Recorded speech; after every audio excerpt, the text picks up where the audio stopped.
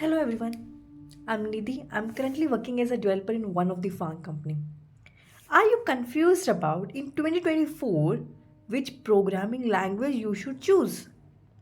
Like this is a general doubt a lot of students who want to pursue their career are having, right?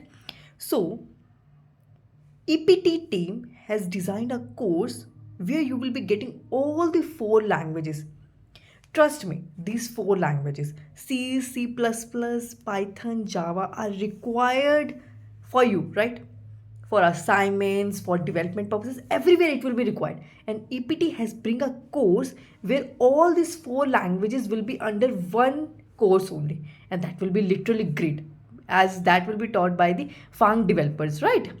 So don't delay and start your preparation, right? Right now, start your preparation with the Fang developers, right?